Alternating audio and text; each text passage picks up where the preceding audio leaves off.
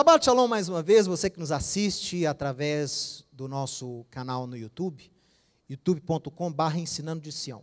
Você que está aqui na Hartzion, este Shabbat nós estamos estudando a porção Kitetse. Dê uma olhada aqui comigo para você saber qual é a referência de estudo. Deuteronômio, capítulo 21 até o final do capítulo 25, com Haftará importantíssima, que será o tema da mensagem de hoje, Isaías 54, e porção da Brit Hadashah de Yohanan, João, capítulo 12. O título dessa palavra, além de falarmos um pouco sobre a Parashá, Kitetse, é a inclusão das nações no reino do Eterno.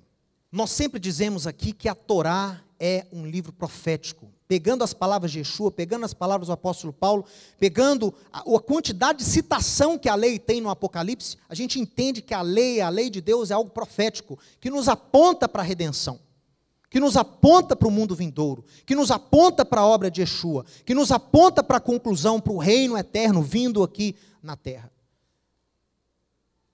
Por isso que os judeus atrelam passagens proféticas à porção da lei, para fazer o judeu entender o quão profético é a lei. Nós adicionamos uma porção profética a cada porção do Pentateuco, para poder o quê? Tornar pleno o nosso entendimento. A lei é profética, a lei é escatológica, a lei é espiritual, a lei é boa.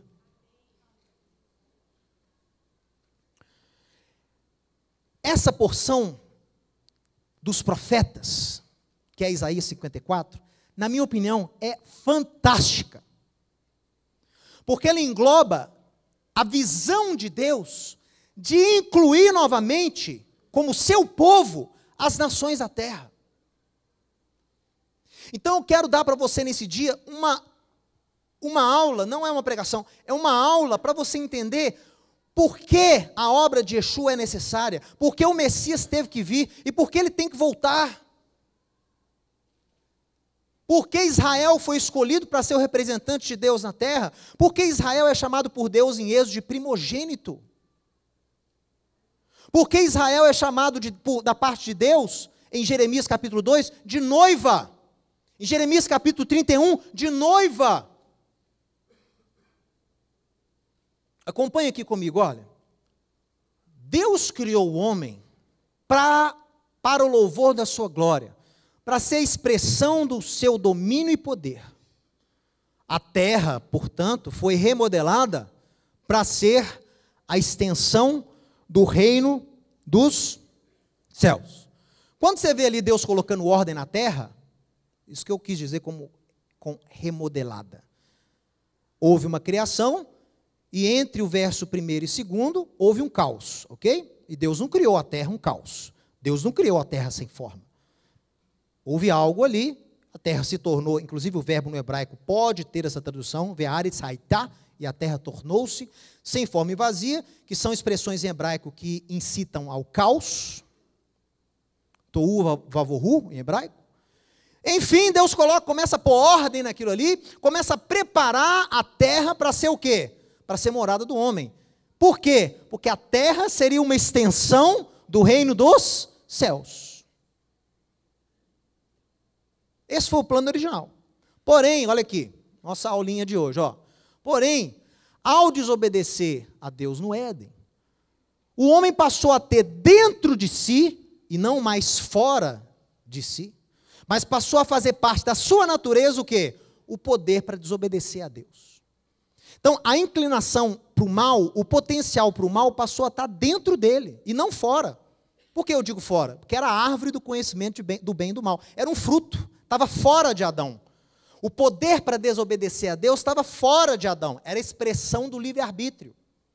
Mas quando ele come aquilo, o que ele faz com o poder de desobedecer a Deus? O que significa comer? Internalizou. Tudo em Gênesis é simbólico. É literal e é simbólico ao mesmo tempo.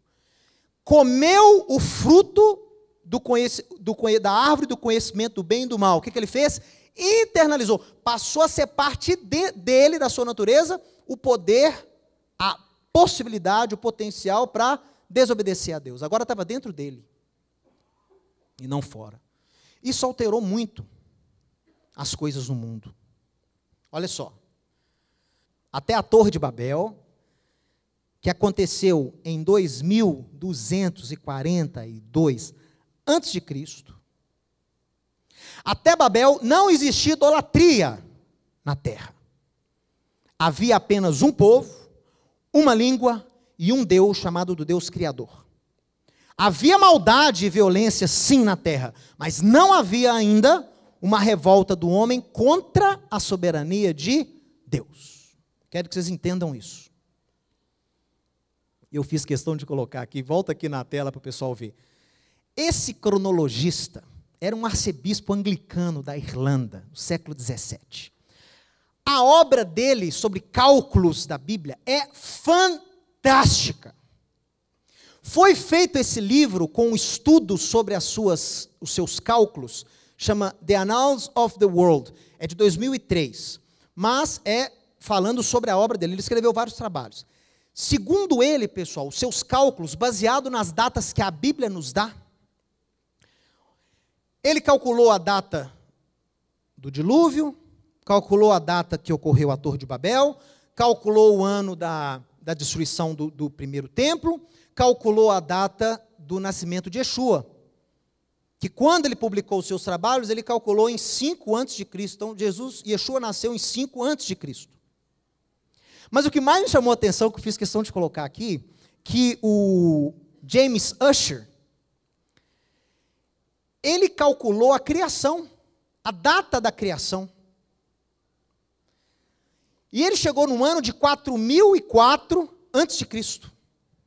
Então, a criação terminou nos cálculos dele, porque ele não contou desde o Gênesis 1, 2, não é? Porque aqueles primeiros dias não foram dias, ok? Não existia sol, não existia tempo cronológico, porque não existia luzeiro. Então não foi um dia de 24 horas o primeiro dia. Sabe-se lá quanto tempo foi. Mas no 6º dia, já era o quê? Já era dia. E Deus termina de criar o mundo quando? 6º dia, e terminou Deus de criar os céus e a terra e tudo que neles há, e descansou Deus da obra que fez, ok? Sabe a data? Ele não só calculou o ano da criação, 4004. Ele calculou o dia e hora.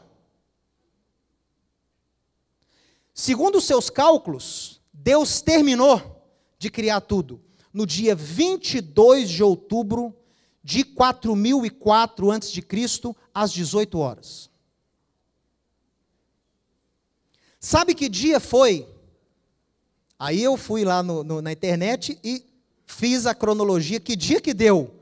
4004, 22 de outubro, 6 da tarde. Que dia que é isso? Sexta-feira. Sexta-feira, 18 horas. O que começa sexta-feira, 18 horas? Deus concluiu, segundo ele, a criação no Shabat. E é o que o texto diz. Quando ele termina tudo, ele descansa. O Shabat entra. E ele falou, ele terminou o quê? No início da noite. Por quê? A noite vem primeiro no calendário de Deus. E houve tarde de manhã o primeiro dia. Então a noite vem primeiro. O dia inicia com a noite, não com o nascer do sol, mas com o pôr do sol. Então Deus terminou de criar tudo pelos cálculos do James, sexta-feira, 18 horas. Por quê? Iniciou o Shabat. Ele descansou. Eu achei isso fantástico. Porque um arcebispo, ele era fluente em hebraico e árabe. Mas ele teve recursos de cálculos impressionantes, e a obra dele é uma vasta obra sobre esses cálculos, e eu achei muito interessante essa sua, e pessoalmente eu acho que tem muita chance dele estar certo, viu? E se ele estiver certo, o que alguns cientistas começam a atestar hoje em dia, o ser humano só tem 6.000 anos de idade. E muita gente no meio científico já atesta, o homem não é tão velho assim. A criação é, o homem não. O homem, como você conhece, essa pessoa do seu lado, como é? 6.000 anos. 6.000 anos.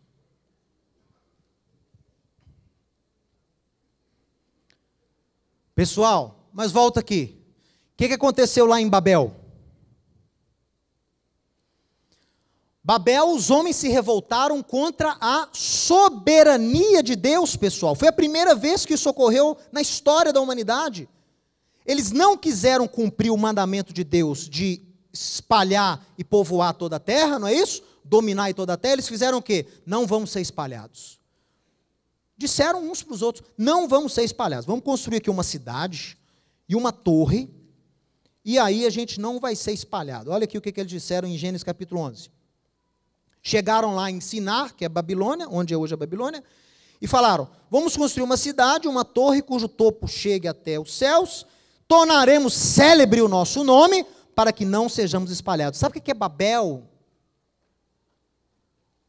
No idioma babilônico, porta para Deus, portal a Deus. Ou seja, a intenção deles era qual? Era desprezar o Criador e eles a chegarem, o quê? Ao reino celeste, sem a necessidade, a atuação, o poder do Criador. Foi a primeira rebeldia que os homens tiveram contra Deus, propriamente dita. E aí você conhece a história, Deus desce, confunde a linguagem desses homens, espalha-os pelas nações, ali Deus cria as nações, e segundo Deuteronômio, cria as nações de acordo com o número dos filhos de Israel, quando Israel ainda nem existia. Ah, isso é profético, pessoal.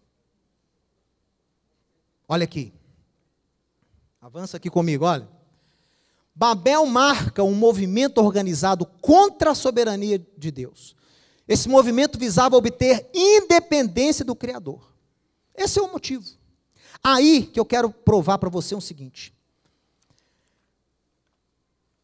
Até Babel não existia idolatria na terra. Todos conheciam o Deus Criador. Eram maldosos com os outros, com o próximo.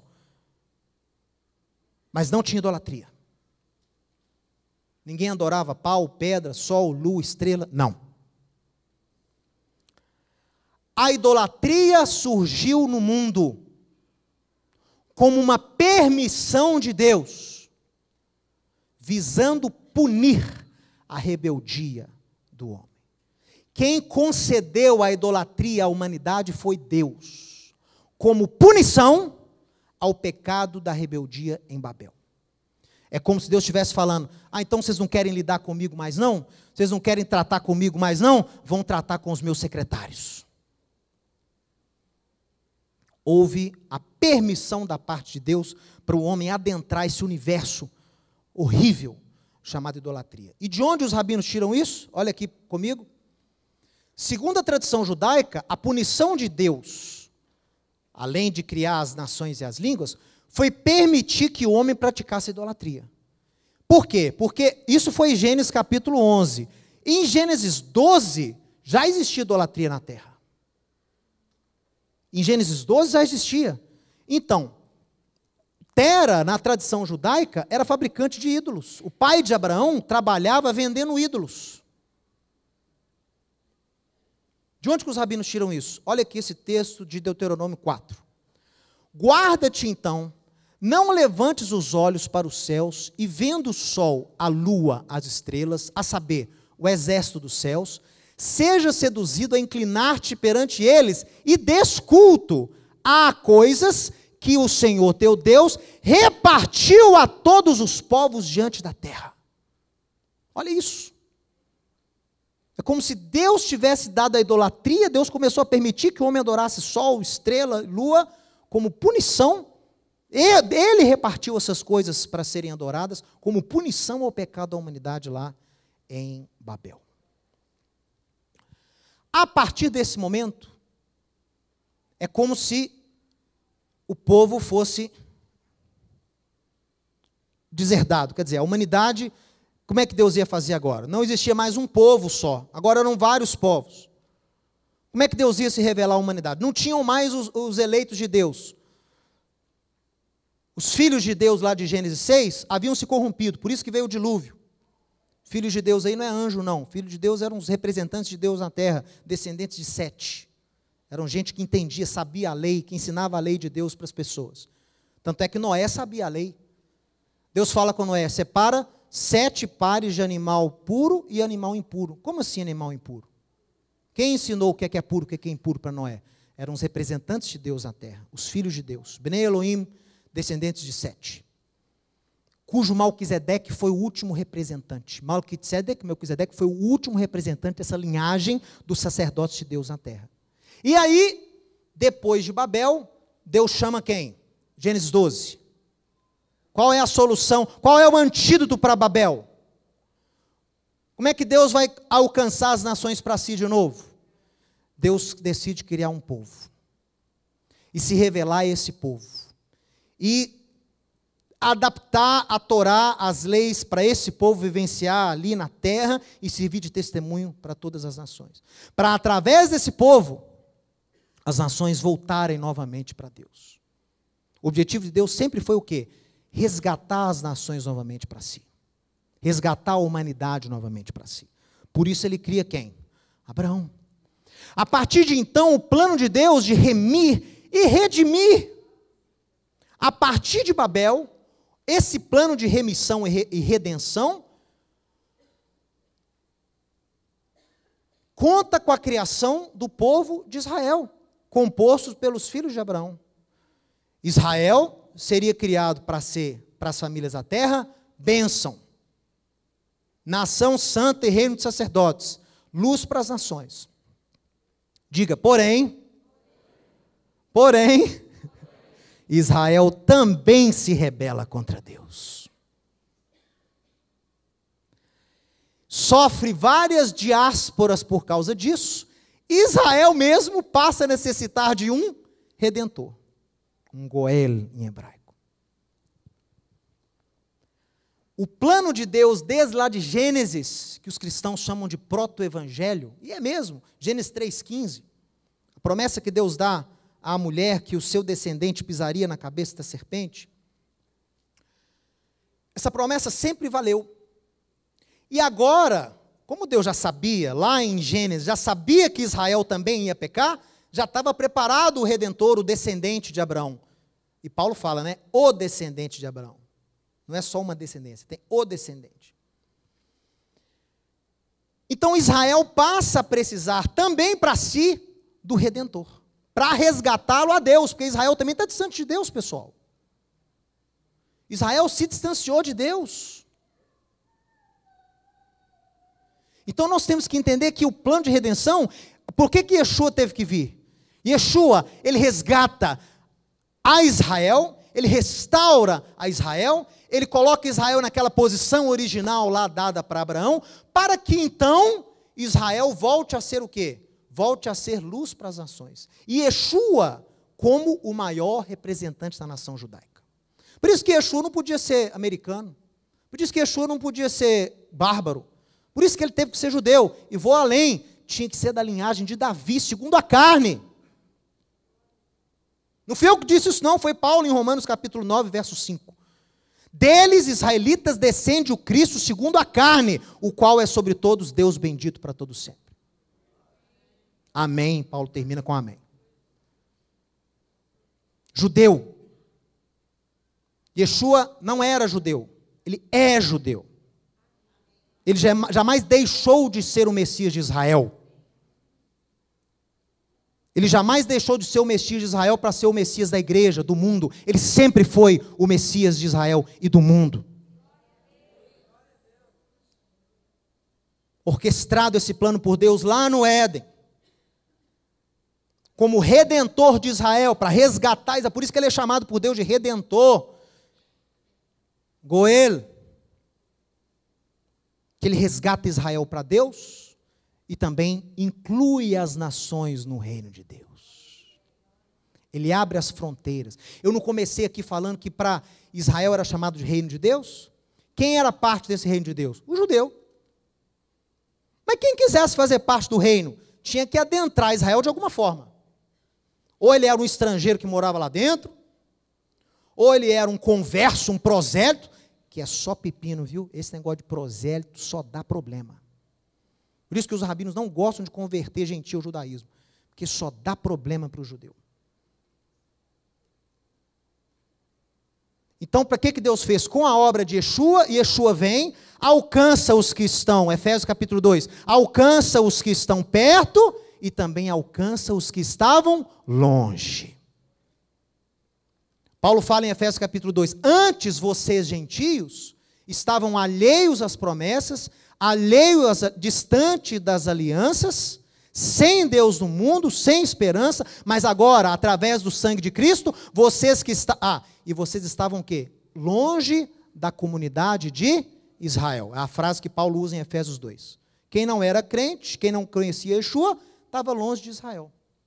Agora, através de Cristo, vocês que estavam longe foram trazidos para perto. Sendo agora concidadão do reino com os judeus. Sendo co-herdeiro das promessas com os judeus. Sendo coparticipante das bênçãos e responsabilidades que o judeu tem, você também passa a ter em Yeshua. Miqueias fala que aquele que vem, o que rompe, né? Ele vem rompendo e o aprisco, e entra muitas ovelhas no aprisco, agora que veio o rompedor, aporetz em hebraico. Aquele que rompe. Ele rompe as fronteiras do reino, não para destruir o reino, Israel como povo eleito de Deus, mas para ampliar as fronteiras desse reino, que era a missão original de Deus com a criação de Israel. Israel se fechou pelo pecado, pelas perseguições, pelos traumas, Israel se fechou. Tenta ir na sinagoga aqui de Belo Horizonte, assiste lá um serviço, chega lá de manhã sem avisar, vê se você vai entrar. Não é por maldade e excepção que fazem isso, é pelos séculos de perseguição ao nosso povo. Aprendemos a nos proteger, aprendemos a ser mais cautelosos, aprendemos a ter detectores de metais nas nossas sinagogas, pela maldade do ser humano, pelo antissemitismo do ser humano. Não culpe o meu povo por isso. Mas agora, em Yeshua, as fronteiras do reino são o quê? Abertas. Por isso que aqui você pode vir, aqui você pode entrar. Aqui você vem e vai aprender a Torá. Vai aprender Yeshua na Torá. Caminha aqui comigo. Israel foi criado para ser bênção para as famílias da terra, nação santa, luz para as nações. Tudo isso é bíblico. E não deixou de ser o objetivo de Israel. O tabernáculo de Davi está caído, mas vai ser restaurado. E aí Deus então promete para Israel e para o mundo o Redentor. Assim, a missão de Yeshua não é apenas resgatar Israel para Deus, mas é também o quê? Incluir as nações novamente como parte do povo de Deus. Só em Yeshua você pode fazer parte do povo de Deus com o judeu. Porque o judeu não deixa de ser povo de Deus por estar em pecado, por estar coberto, por não entender a identidade de Yeshua. Não deixa de ser povo. Quem falou isso não fui eu, foi Paulo.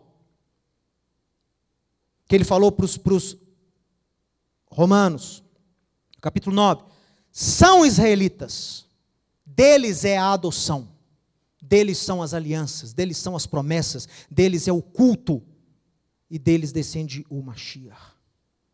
Em Romanos 11 ele pergunta, teria Deus rejeitado o seu povo? Tudo bem, parte deles rejeitou a Yeshua lá há 2000 anos. Teria por isso, por causa disso, Deus rejeitado o seu próprio povo que de antemão escolheu? Ele mesmo responde, Hasve Halila, de jeito algum, porque eu também sou israelita da descendência de Benjamim.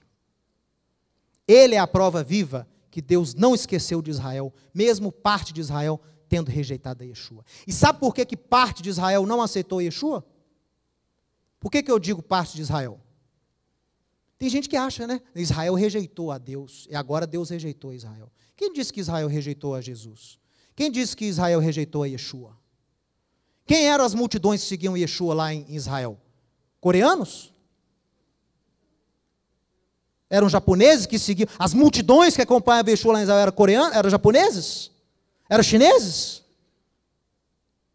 Quem é que balançou ramos de oliveira e cantaram o Salmo 118 para ele? Hoshiana! Hoshiana! Ao filho de Davi. E colocaram lá os casacos para ele entrar na porta formosa. Quem foi que fez isso? Foi brasileiro? Foram judeus, meu amigo. E sabe por que que a liderança o rejeitou como Messias? Para que você tivesse sentado aqui hoje me ouvindo. Para que você pudesse ter o dom da salvação. Porque Paulo diz, citando Isaías, que Deus mesmo colocou escamas nos olhos e tampões nos ouvidos, para que não enxergassem nem ouvissem, para que o evangelho pudesse ser o quê? Enviado às nações.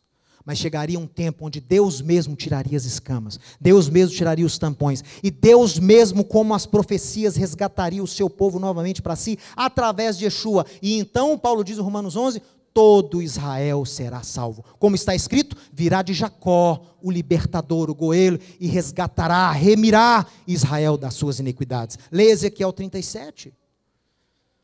Todas as promessas de restauração de Israel como povo de Deus não foram aplicadas à igreja, não. Tem gente que acha que, você lê o Velho Testamento, você risca a palavra Israel e escreve igreja. Todas as promessas lá de trás agora são nossas.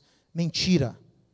Deus não rejeitou o seu povo a quem de antemão escolheu. E quem prega essa falácia, manda a pessoa ler Jeremias capítulo 31. Porque Jeremias 31, final do capítulo, é a fórmula que Deus dá para rejeitar o povo judeu como povo escolhido. Está a fórmula. Quer saber como Deus vai rejeitar Israel? É só você fazer o que está escrito lá em Jeremias 31. Deus fala, se algum dia deixar de existir mar, maré, se algum dia deixar de existir sol, lua, estrelas, se você levantar um dia e não tiver sol, o sol sumiu. Não é porque tem nuvem, não, deixou de existir. Foi embora, foi para outra galáxia, foi para outro sistema. Se algum dia acontecer isso, ou se alguém conseguir contar as estrelas, tem isso também. Às vezes conseguem, né? Às vezes conseguem contar todas as estrelas do céu. Aí, nesse momento, Deus vai rejeitar Israel como seu povo. Mas enquanto houver sol, enquanto houver lua, enquanto houver estrela, enquanto houver nascer e pôr do sol, Israel continua sendo o povo escolhido da parte de Deus.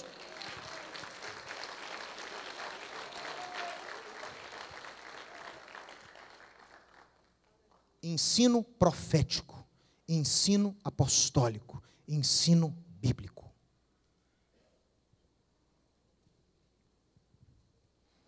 E as nações, através de Yeshua, são incluídas no Israel de Deus. No Israel de Deus, falei verdade, não volta atrás não. Você, através de Yeshua, você pode não ser judeu, mas você é parte do Israel de Deus. Quer dizer que eu sou judeu? Não, eu não disse que você é judeu. Você não é judeu, mas você faz parte de Israel.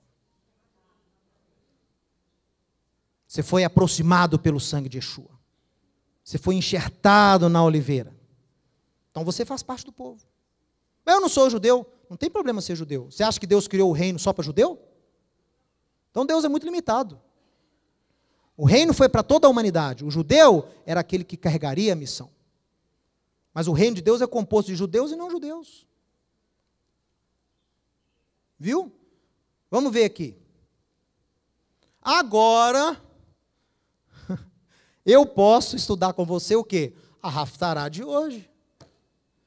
Agora que eu dei essa introdução inteira para contextualizar o texto do profeta. Você entende que em Babel é como se Deus estivesse o quê? Dando um tempo para a humanidade? Agora eu vou me dedicar a Israel. E Deus se casa com Israel. Jeremias 31.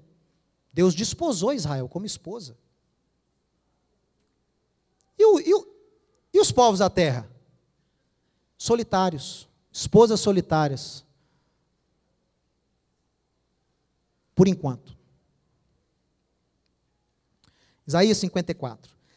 Tradicionalmente, esse texto é visto como uma palavra para Israel, mas eu discordo. Na minha opinião, e eu vou provar para você, ele foi escrito para as nações da terra, não para Israel. Que começa no 54 e vai até o 56. É o texto que os crentes morrem de medo dele, Isaías 56. Morre de medo. Que está falando de sábado, para quem não é judeu, e no milênio. Aí complicou tudo. Mas está aqui. Não tem como você esconder o texto. Está aqui, tá? Mas fica tranquilo que eu não vou pregar sobre isso hoje não. Isaías 54. Abre comigo. Palavras para os gentios. Eu vou explicar por quê. Canta alegremente, ó estéril. você que não deu à luz. Abraão não foi prometido para ele uma descendência abençoada? Mas foi só Abraão. E os povos da terra? Eram mulheres estéreis. Não deram à luz a geração de bênçãos. Ok? Mas agora Isaías canta. Deus fala para Isaías. Fala aí, ó, para estéril. Cantar de alegria. Porque chegou a hora dela. Exulta com alegre canto e exclama. Você que não teve dores de parto. Porque mais são os filhos da solitária dos que os da casada, diz Adonai. Quantos judeus tem no mundo? Aproximadamente 15 milhões. Quantos seres humanos existem no mundo? 7 bilhões de pessoas no mundo. Quantos judeus? 15 milhões. Está certa a palavra do profeta? Tá. Os filhos da estéreo o quê? Olha aqui. São mais. Ela é solitária, ela não tem marido. Deus casou com Israel, não casou com as nações. Mas olha, alarga. Meu amigo, pega essa palavra para você. Alarga o espaço da tua tenda, estenda-se o toldo da tua habitação, e não mais o impeças. Alonga as tuas cordas e firma bem as tuas estacas, porque transbordará para a direita, para a esquerda, e a tua posteridade possuirá as nações, e fará que se povoem as cidades assoladas. Isso aqui é uma referência ao primeiro mandamento de Deus: crescei, multiplicai e povoai toda a terra. Então Deus vai falar: quando eu restaurar vocês, nações, quando eu incluir vocês, nações, no meu reino, vocês vão passar a cumprir o mandamento de povoar, e vocês vão serem abençoados também. Olha, não temas porque você não será envergonhada. Não te envergonhes porque você não sofrerá humilhação, pois te esquecerás da vergonha da tua mocidade.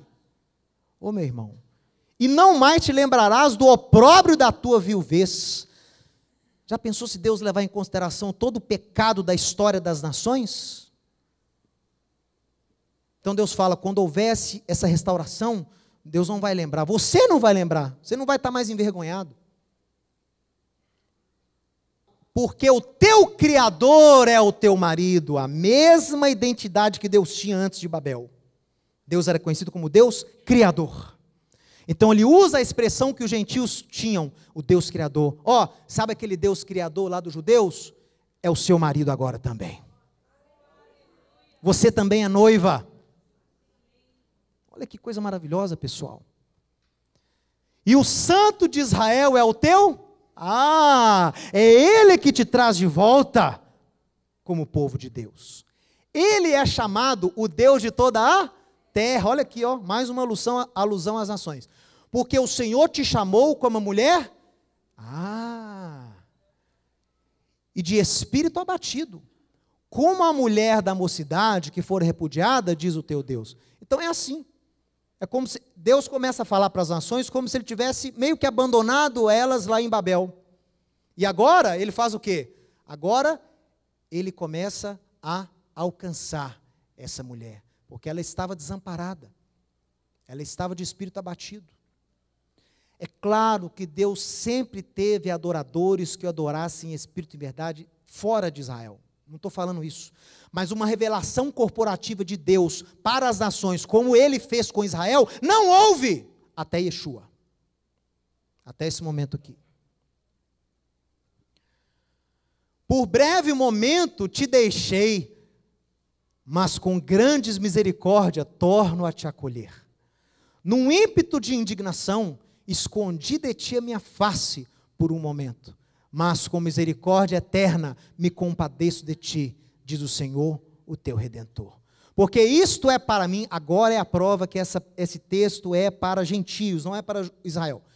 Porque isto é para mim como as águas de Noé, porque jurei que as águas de Noé não mais inundariam a terra, e jurei que não mais miraria contra ti. Quem é que recebeu essa promessa de Deus, que Deus não ia mais destruir a terra com água? O mundo, não foi Israel. As nações receberam ali de Noé a promessa que Deus não se iraria mais dessa forma contra elas. Por isso que esse texto é para as nações.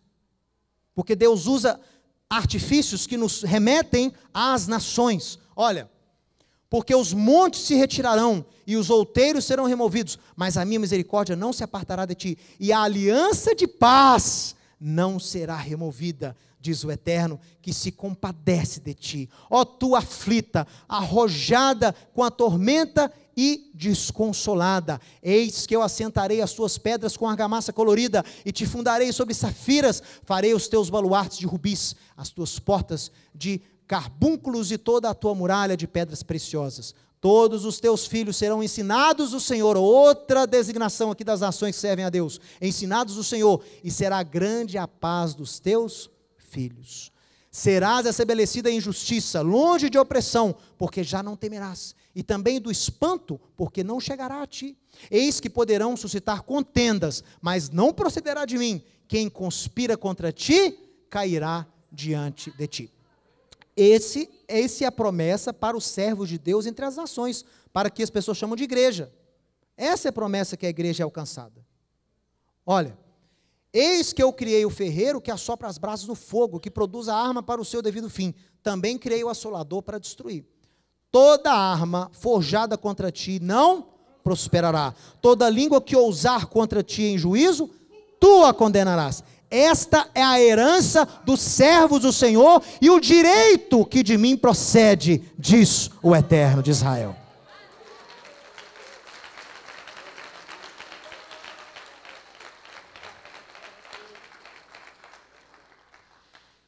Em Yeshua, as nações voltam a ser parte do povo de Deus, pessoal. Porque elas voltam a fazer parte de Israel. Elas entram na promessa que Deus deu a Israel. E Yeshua é parte dessa promessa. E Yeshua não veio para as nações, Yeshua veio para Israel. E quando você é enxertado em Israel, quando você é aproximado de Israel, você passa a ter o quê? Bênçãos que Israel recebeu. Você vê que as mesmas expressões que ele usa para Israel, ele usa para aqui para as nações? Eu também sou teu marido. Eu também vou fazer com você uma aliança de paz. Eu vou ser o teu protetor. Ele não é só mais o guarda de Israel. Ele é o guarda de Israel, porque você agora faz parte de Israel. E agora? Porém, diga, porém.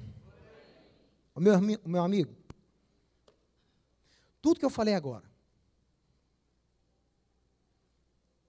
Há dois inimigos contra esse agir profético de Deus. Dois inimigos doutrinários contra esse mover de Deus. Um inimigo era a chamada teologia da substituição. Então, o que alguns crentes começaram a desenvolver? Já na época lá dos apóstolos. Israel não tem mais eleição, Israel já era, Israel perdeu o status de povo de Deus, e esse status foi dado agora à igreja. Então, Israel perde a eleição e não tem mais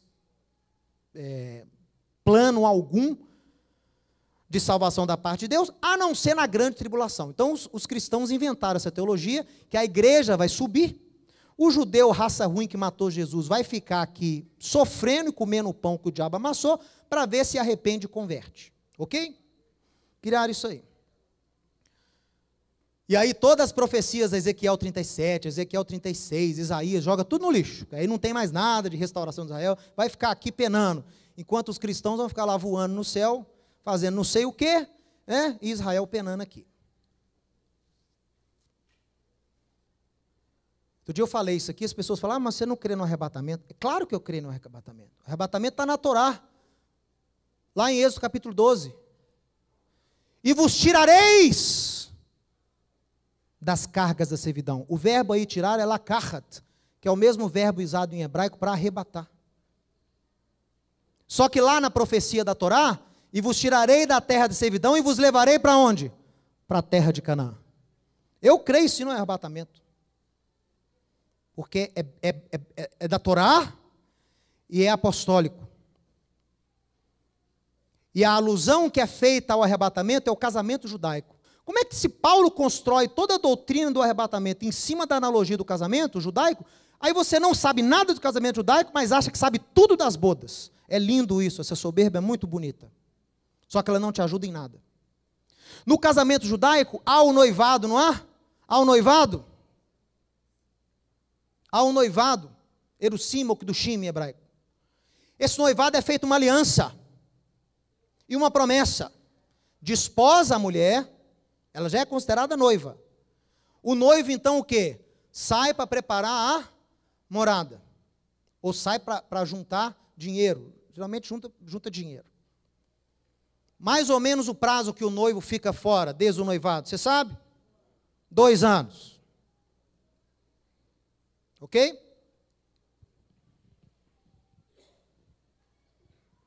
Ele volta.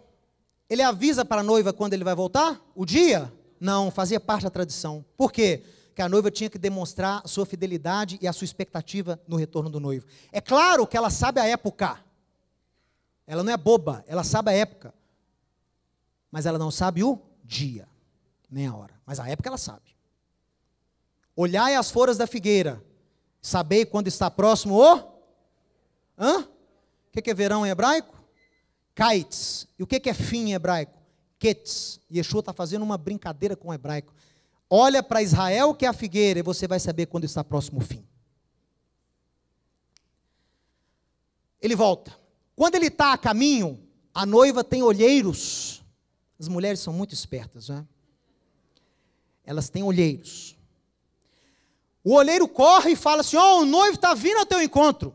Sai e te encontra com ele. A obrigação da noiva era ir ataviada, encontrava-se com o noivo no caminho, e ambos iam para onde? Voltava com o noivo. Não. Ambos continuavam até o palio nupcial para celebrar as bodas. Então a noiva voltava para celebrar o casamento com o noivo. 7 dias, a festa. Casamento em hebraico é festa. Da mesma forma, quando o nosso noivo regressar, ele vem de onde? De onde ele vem? Você vai ter que encontrar com ele no caminho. De onde ele está vindo? Então você vai ter que encontrar com ele no céu. Você não encontra com ele no caminho? Você não é a noiva? Quem é a noiva aí? Levanta a mão. Os homens levantam a mão também. Se você não for noivo, você está lascado, meu amigo. Porque só tem lugar no reino de Deus para quem é noiva do Messias. Você encontra com ele nos céus, com o corpo glorificado, que você não é passarinho. E ninguém vai te atirar como um homem bomba. Como chama aquilo? Aqueles homens arietes, né, que tem no circo. Você não vai ser dessa forma que você vai encontrar com ele nos céus. Com o seu corpo glorificado, com a ressurreição já tendo acontecido os que morreram em Deus, em Yeshua. Você encontra-se com ele nos céus, e você volta como a noiva judia fazia, e você vai celebrar aqui na terra 1000 anos com o seu rei, reinando desde Jerusalém.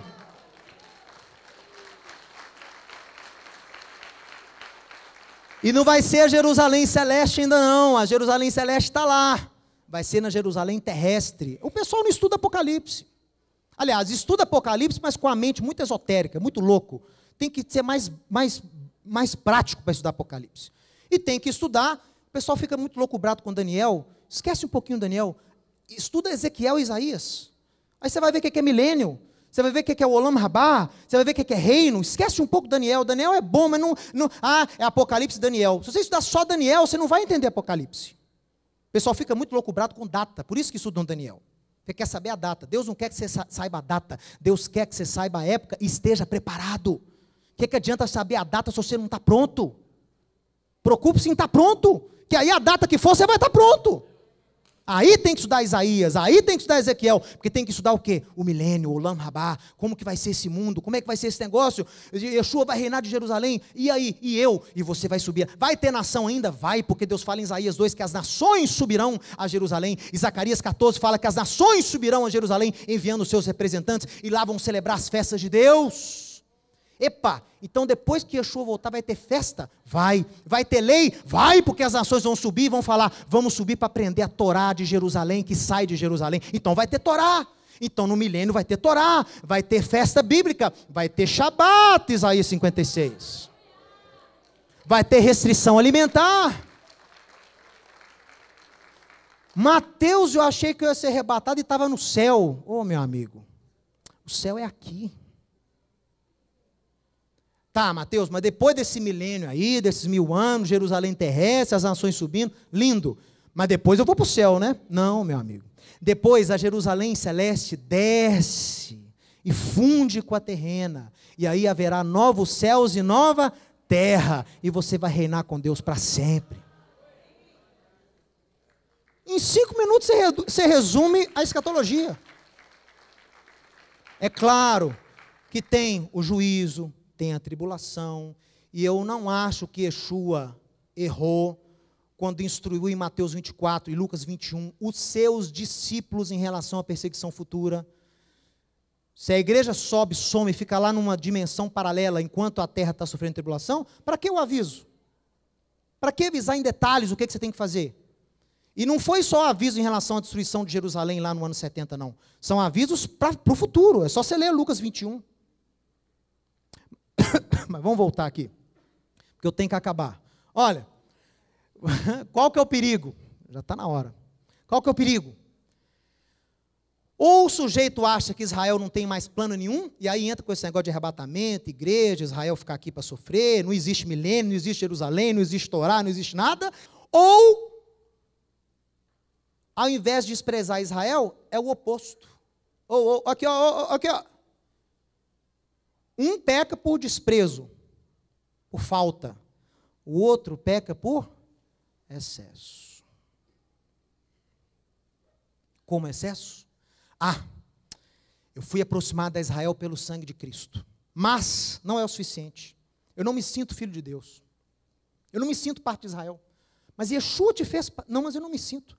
Eu quero me converter ao judaísmo. Eu quero que os rabinos me vejam como judeu. Mas não precisa. A obra do Mashiach foi profetizada lá na Torá que seria assim. Não, mas eu não quero. Mas a obra de Yeshua não foi forte o suficiente para te fazer filho de Deus, parte do reino de Deus? Não. É a aceitação do rabino que vale para mim. Então, se os rabinos não me aceitarem como judeu, eu não me sinto parte de Israel. Eu não me sinto parte do povo de Deus. Eu quero ter orgulho de falar que eu sou circuncidado, que eu guardo toda a Torá, que eu sou judeu da linhagem de... Sei lá, né, que eles não têm linhagem, eles não têm descendência. Mas surge aquele orgulho. Eu estou falando isso aqui, há 20 anos seria um discurso totalmente desconectado da realidade. Mas agora, com o ressurgimento do judeu discípulo de Cristo, essa anomalia volta a existir. Então o camarada com o judeu aprende algumas coisas da Torá, e ele deixa desenvolver nele um orgulho, e ele quer virar judeu. Aí a gente fala, mas rapaz, não precisa, você pode celebrar as festas conosco, a Torá tem, a maioria da Torá você pode aplicar também, para que virar judeu? O povo de Deus não é só judeu, mas ele quer ser judeu por quê? Muito orgulho. E aí ele começa a pregoar o quê? Que ele tem que converter o judaísmo, que ele tem que ser mais judeu que o judeu. Geralmente eles são assim, eles querem virar mais judeu que o judeu. Esse problema que volta a existir hoje foi o que motivou Paulo a escrever a carta aos Gálatas. Paulo não está sendo contra a Torá, o judeu, não. Paulo está sendo contra aqueles que não eram judeus, tinham se convertido ao judaísmo, estavam oprimindo outros não-judeus, cristãos, a se tornarem judeus também.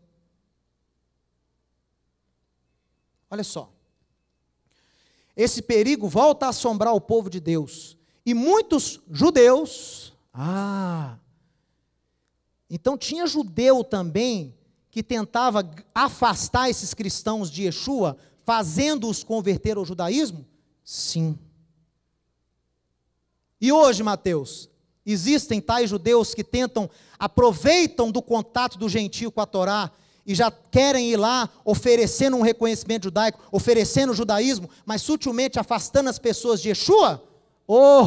Como tem. Um pessoal aí de fala bonita, um pessoal que demonstra a você aceitação, né? É aqui que você vai aprender o judaísmo, vem aqui para mim, e sutilmente o quê? Deixa Yeshua na porta. A sinagoga é aberta, mas para Yeshua não. Para você entrar aqui, Yeshua fica lá na porta. Vou te ensinar o judaísmo, você vai virar judeu de novo, vou te ajudar a converter, mas Yeshua lá na prateleira. O mesmo problema de 2000 anos volta a existir. Daí a importância, eu falo isso para os meus amigos que se dizem judeus messiânicos. Eu sei se você é judeu messiânico, é se você acata a decisão apostólica, não é se você sabe a Torá nem hebraico. Judeu messiânico, para mim, é aquele que acata as decisões de quem Yeshua escolheu como seus representantes aqui. Daí a importância de o ensino apostólico, da autoridade apostólica, estar nos meios messiânicos. Porque eles representam a autoridade apostólica, a voz profética, que concorda com a Torá e com os profetas de Israel. Os alertas e admoestações visam preservar tanto os judeus, como os gentios que se convertem novamente a Deus. Vejamos o importantíssimo ensino do Rabino Shaul, lá em Gálatas. É a última leitura que eu vou fazer aqui do dia. Tenha um pouquinho mais de paciência, que você vai sair daqui com outra percepção do ensino paulino em Gálatas. Olha aqui. Agora que você já sabe o contexto de Gálatas, para quem Paulo está escrevendo, olha só, Gálatas 3, 15. Primeiro ele fala para os gentios, no início do capítulo 3. Gente, não foi a lei que alcançou vocês, foi a graça de Deus que alcançou vocês. Vocês não precisavam estar cumprindo a lei para alcançar favor de parte de Deus. Assim como Abraão. Abraão não cumpria a lei, mas foi alcançado pela sua fé. Assim também são vocês, que vocês são filhos de Abraão mediante a fé. Não é a lei que vai fazer você parte dos filhos de Deus. É a promessa, é a graça de Deus. Irmãos, falo com um homem que uma aliança, 3,15 Gálatas, que uma aliança humana, uma vez ratificada, ninguém pode revogar. Ora, as promessas feitas a Abraão e ao seu descendente, assim também são. E fala não descendentes, mas de um só, o teu descendente que é o Messias, Cristo. Aí ele vai falando, verso 19. Qual, pois, a razão de ser da lei? Foi adicionada por causa do pecado, até que viesse o descendente a quem se fez a promessa, e foi promulgada por meio de anjos pela mão do mediador. Ora, o mediador não é de um, mas Deus é um. É porventura a lei contrária às promessas de Deus? De modo nenhum, porque se fosse promulgada uma lei que pudesse dar vida, a justiça, na verdade, seria procedente da lei. Quem dá a inclusão do gentio nos planos de Deus, não é a guarda a lei e a Torá, é a graça de Deus. Você não guarda a lei para ser salvo, você obedece a Deus porque você é salvo. Mas o fato de salvação, você não guardava a lei quando você foi salvo. Então a salvação não é pela guarda da lei, é pela graça e fé. Mas a Escritura encerrou tudo sobre o pecado para que, mediante a fé de Yeshua, fosse a promessa concedida aos que creem. Aí está falando a quem não é judeu. Bom, olha só. Mas antes que viesse a fé, estávamos sob a tutela da lei. Estávamos. Quem Paulo está falando aqui? Quem é nós no discurso paulino? Nós. Judeus. Quem é vós? Gentios. Então ele fala para os gentios. Nós estávamos sob a tutela da lei e nela, usar aqui a palavra encerrado. Sabe qual que é aqui no original? Protegidos. E nela protegidos para essa fé. Ou seja, a lei protegia o judeu para a fé no futuro que haveria de se revelar. De maneira que a lei nos serviu de aio. O que é aio? O que é aio, pessoal? Guia, tutor, apoio, guia. A lei nos serviu de guia para nos conduzir a Cristo. Assim é para o judeu. O judeu enxerga Yeshua na lei. Você foi alcançado pela graça. O judeu também. Só que o judeu, ele enxerga Yeshua na lei. A lei guia ele a Cristo. Pessoal, a fim de que fôssemos justificados pela fé. Mas tendo vindo a fé, já não permanecemos subordinados ao... O pessoal lê aqui como se fosse a lei. Mas não está escrito a lei. Já não somos subordinados ao aio. O governo. Porque a lei já não está fora te protegendo, a lei passa a estar dentro de você. Ela faz parte da sua natureza. Não é ela que te governa, você é governado por Deus e tem a lei dentro de você. Mas enfim, porque vocês são filhos de Deus mediante a fé, porque vocês foram batizados com Yeshua, e se vocês são de Cristo, vocês também são descendentes de Abraão, segundo a promessa. Então a palavra para quem não é judeu. Agora, se você adiantar aqui, em Gálatas, capítulo 4, no verso 21, ele fala a analogia de Agar e Sara. Ele diz para os que estavam querendo se converter ao judaísmo, que já eram crentes. Vocês me digam, os que querem estar debaixo da lei, ou seja, os que queriam se converter ao judaísmo, Vocês não ouvem a lei? Porque está escrito que Abraão teve 2 filhos, um da mulher escrava e outro da livre. Mas o da escrava nasceu segundo a carne, o livre mediante a promessa. Essas coisas são alegorias, porque essas mulheres são 2 alianças. Uma, na verdade, se refere ao Monte Sinai, que gera para a escravidão, e esta é Agar. Ora, Agar é o Monte Sinai na Arábia, e corresponde a Jerusalém atual, que está em escravidão com os seus filhos. Olhe para mim. A quem Paulo se refere ao usar palavras tão rígidas? A quem você acha? Se refere à legitimação que esses gentios estavam buscando ter da comunidade rabínica atual. A liderança de Israel nesta época, a liderança do templo nesta época, estava totalmente corrompida. Quem estava lá no templo como sacerdote não era da casa de Levi, não era da casa de Arão. Havia um grupo dentro dos fariseus, composto de fariseus hipócritas. Haviam convertidos ao judaísmo dentro do sinédrio. A liderança judaica em Israel estava corrompida nesta época. Por isso que há os essênios, por isso que fugiram para o Mar Morto. E esses gentios que queriam se converter ao judaísmo, queriam a aceitação dessa liderança. Por isso que Paulo não compara os judeus a Agar. Paulo compara o quê? A esse governo de Jerusalém, que os gentios estavam buscando reconhecimento, ao sinédrio. Aí ele fala, olha, mas vocês são filhos da promessa. E o filho da promessa, Isaac, era livre. Porque se vocês se converterem ao judaísmo, esses que estão lá hoje na liderança vão escravizar-vos. Como eles fazem com o restante do povo. Vão atar peso nas suas costas, que nem eles mesmos conseguem carregar. Paulo não está contra o povo judeu, Paulo está contra essa liderança que os gentios queriam reconhecimento da parte dela. Olha, mas a Jerusalém de cima é livre, o qual é a nossa mãe, porque está escrito, agora ele cita Isaías 54, por isso que eu sei que Isaías 54 está falando para gentio, não é para judeu, porque Paulo cita aqui em Gálatas 4:27, alegra-te, ó estéril, que não dás à luz, exulta e clama, tu que não estás de parto, porque mais numerosos são os filhos da abandonada do que os filhos da que tem marido.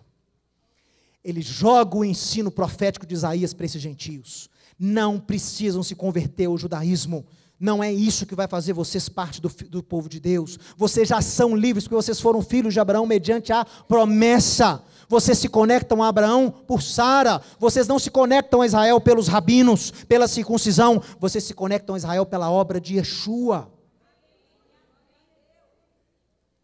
Vocês, porém, verso 28, irmãos, vocês são filhos da promessa como em Isaac, está falando para os gentios, vocês. Como, porém, outrora, o que nascera segundo a carne perseguia ao que nasceu segundo o Espírito, assim também agora. Você acha, meu amigo, minha amiga que está me assistindo aqui, que nós, o Ensinando de Sião, ou judeus crentes no mundo inteiro, são perseguidos por uma liderança judaica religiosa? O que você acha? Não, Mateus, eu não acho que os judeus andam em paz, porque lá em Israel tem democracia, lá em Israel tem tolerância religiosa, Israel é um governo democrático, lá aceita muçulmano, aceita cristão. Negativo, meu amigo. A liberdade religiosa para quem é cristão, para quem é evangélico, para quem é macumbeiro, para quem é budista, para quem é ortodoxo. Mas o judeu, que se diz judeu e discípulo de Yeshua ao mesmo tempo, é rejeitado, marginalizado e impedido de imigrar para Israel. As palavras de Paulo ocorrem até os dias de hoje. Somos perseguidos por uma liderança religiosa que está distante dos caminhos de Deus. E assim como os filhos de Agar perseguiam o Isaac, assim hoje nos perseguem. Nos negam direito a imigração a Israel pelo simples fato de acreditarmos que Yeshua é o Messias. Vivemos como judeus, damos testemunhos como judeus, temos ancestrais judeus, temos documentos que provam a nossa judaicidade, mas pelo simples fato de acreditarmos que Yeshua é o Filho de Deus e vivemos como judeus, somos impedidos pela liderança religiosa de entrarmos em Israel como cidadãos. Negam-nos direitos que nos foram dados por Deus e pelo Estado de Israel em 48. Atesto a você que as palavras de Paulo nunca foram mais proféticas do que hoje. Somos perseguidos. E você que é gentio, você que não é judeu, não busque se converter ao judaísmo para fazer parte do povo de Deus. Você não precisa disso. E perseguem a você também. Perseguem a você também.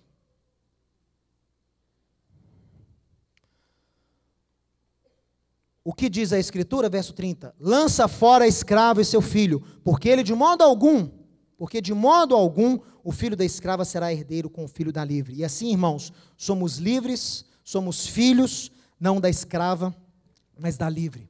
Você não é enxertado no rabinato israelense.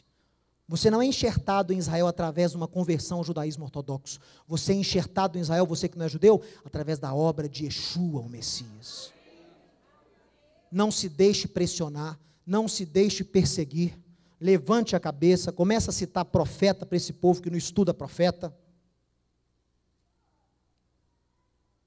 E quando estuda, distorce.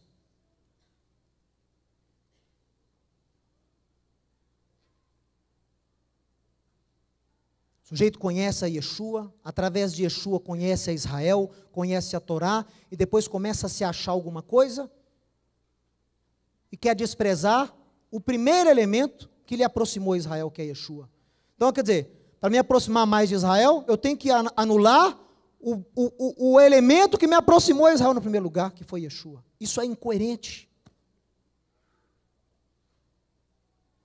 Então, que nós possamos manter as palavras proféticas do apóstolo Paulo, que traz o ensino profético a nós aqui em Gálatas capítulo 4. E interpretar as palavras paulinas no seu contexto original, sem antissemitismo e sem lero-lero.